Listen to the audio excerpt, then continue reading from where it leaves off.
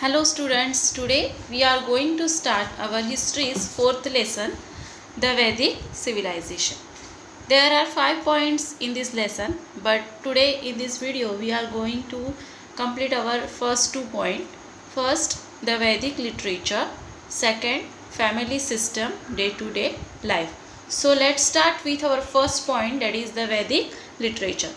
The civilization that is based on Vedic literature is known as Vedic civilization. जो civilization वैदिक literature पर आधारित है, बेस्ड है, उसे वैदिक civilization कहते हैं. The Vedas are considered to be our earliest literature. वेदा को हमारा अर्लीस्ट लिटरेचर माना गया है, कंसिडर किया गया है.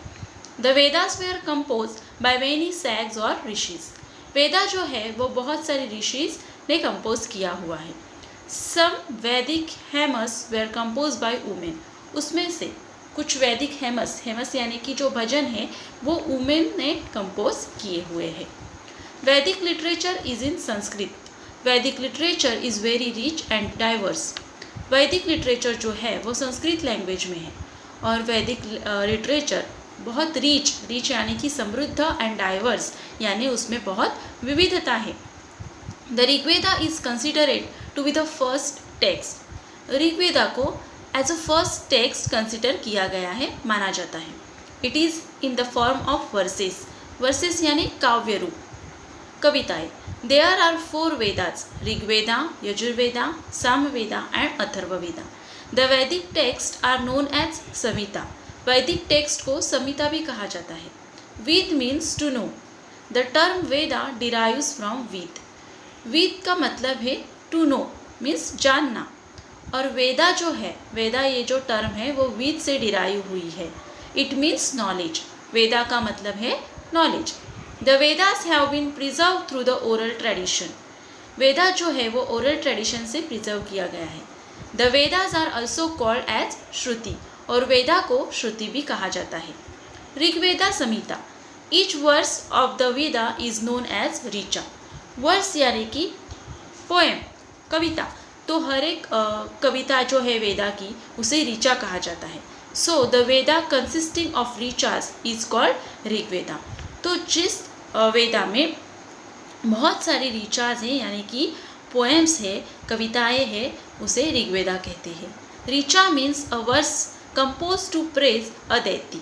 ऋचा का मतलब है ऐसी कविता, ऐसा काव्य जो किसी भगवान की प्रशंसा स्तुति करने के लिए लिखा जाता है, कंपोज किया जाता है. When a number of richas are put together to praise a particular deity, the poetic composition is called a sukta. तो ऐसे ही बहुत सारी रिचाज यानी कि पोएम्स, कविताएं किसी भगवान के प्रेज यानी कि प्रशंसा करने के लिए लिखी जाती है, उन्हें इकट्ठा लिखा जाता है. उस पोएटिक कंपोजिशन को सुक्ता कहते हैं. The Rigveda consist of many suktas compose to praise different deities.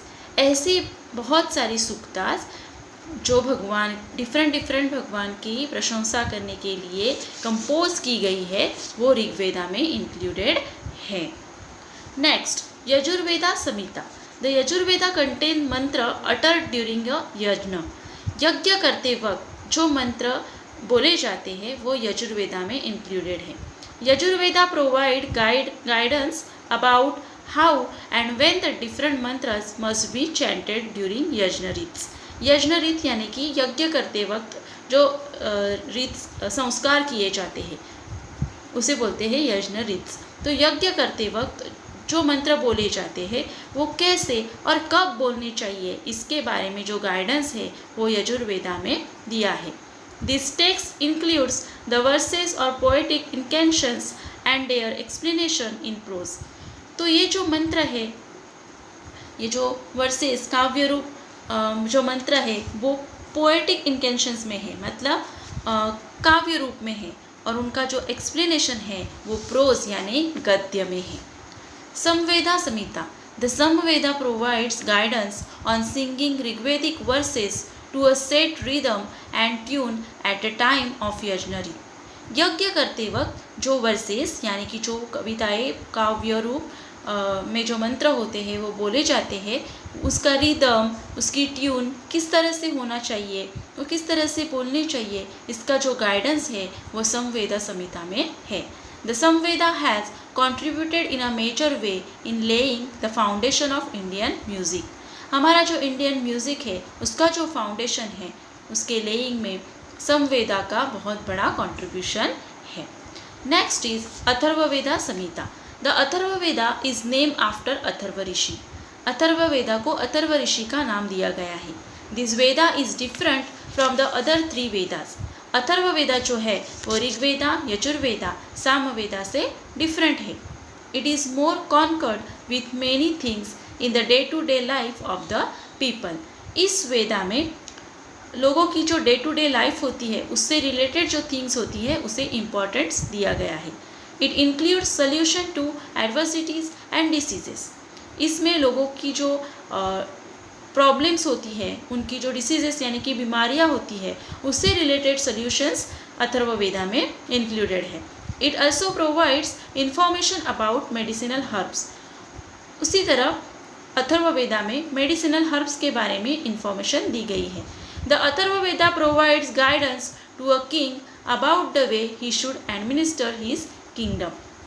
उसके साथ ही एक राजा को अपने किंगडम का एडमिनिस्ट्रेशन, अपने किंगडम का राज कारभार किस तरह से करना चाहिए, इसका गाइडेंस भी अथर्ववेदा में दिया गया है। The Brahmana text, Aranyakas and Upanishads were written after the composition of the Samhita. तो ऋग्वेदा, यजुर्वेदा, सामवेदा और अथर्ववेदा के बाद ब्रह्मणा टेक्स्ट, आरण्यकास और उपनिषद जो है वो भी लिखे गए। They are also included in वैदिक लिटरेचर, और उनको भी वैदिक लिटरेचर में इंक्लूड किया गया। Brahmana text, they were compose to provide guidance on using Vedic mantras इन यज्ञ रिचुअल्स। जब यज्ञ किया जाता है तो मंत्र का यूज़ किस तरह से करना चाहिए, इसका जो गाइडेंस है वो ब्रह्मणा टेक्स्ट में दिया गया है। Each Veda has independent text called Brahmanas. तो वेदा का जो इंडिपेंडेंट टेक्स्ट होता है उसे ब्रह्मानस कहा जाता है। Next, Aranyakas. Aranyakas consist of the reflection और thoughts express after meditating with deep concentration in forest और वाइल्डरनेस। तो ऋषि जो है वो जंगल में जाके मेडिटेशन करके, कंसंट्रेशन करके जो उन्हें थॉट्स मिलते हैं वो थॉट्स आरण्यकास में एक्सप्रेस किए हुए हैं। The Aranyakas are concerned with accurate performance of यज्ञरीज।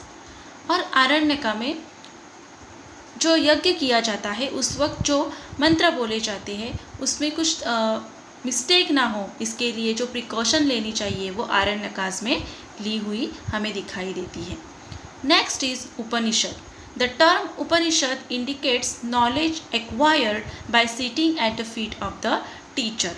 उपनिषद का मतलब ही ये है कि टीचर के पास बैठ के नॉलेज एक्वायर करना, नॉलेज लेना। Human beings have always wandered about events like life and death.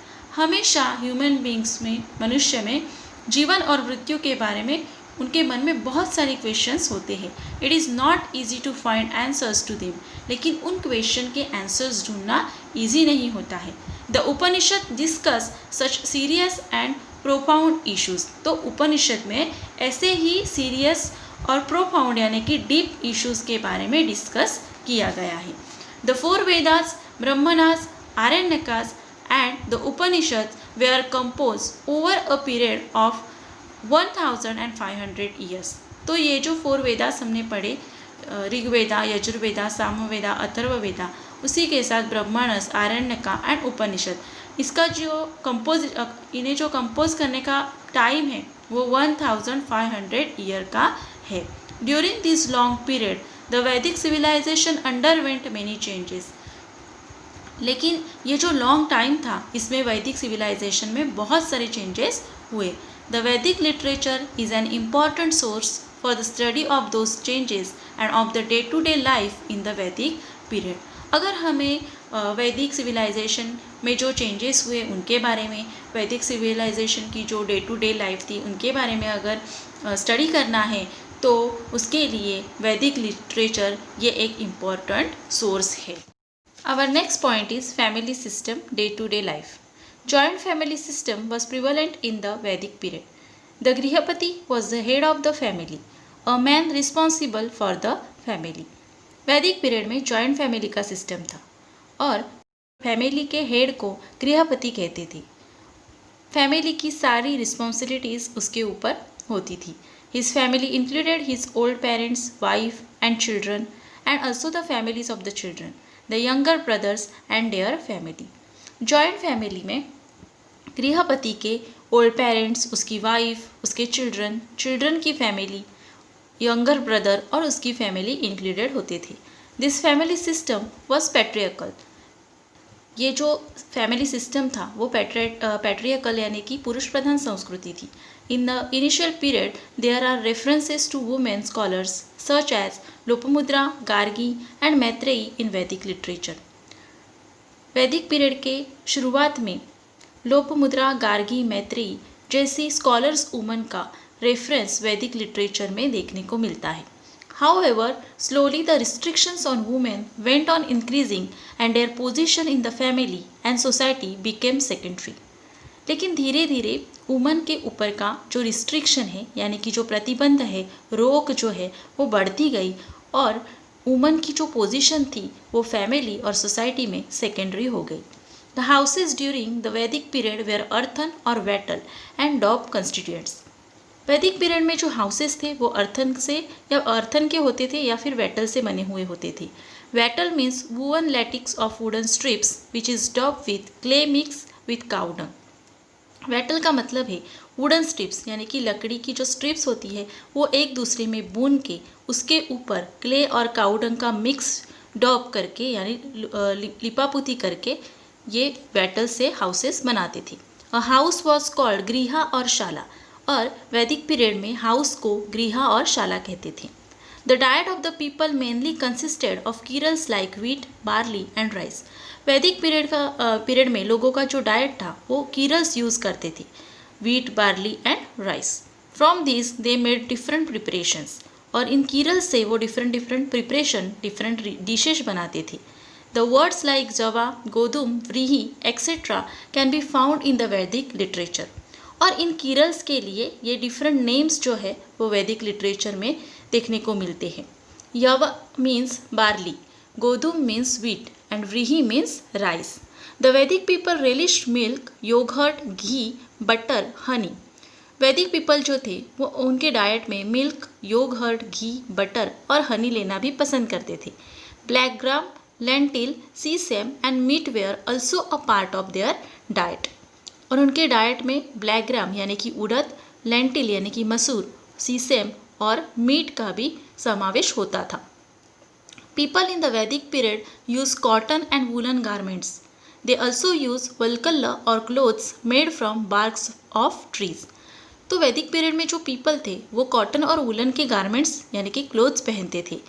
उसके साथ ही साथ वो वल्कल्ला मीन्स बार्क ट्री के जो छिलके होते हैं उससे बने हुए जो क्लोथ्स होते हैं उसे बोलते हैं वल्कल्ला, तो वो भी एज अ क्लोथ वो यूज़ करते थे।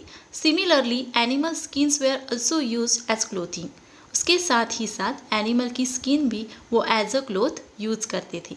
Main and women use ornaments of gold, flower garlands, string made of beads etcetera.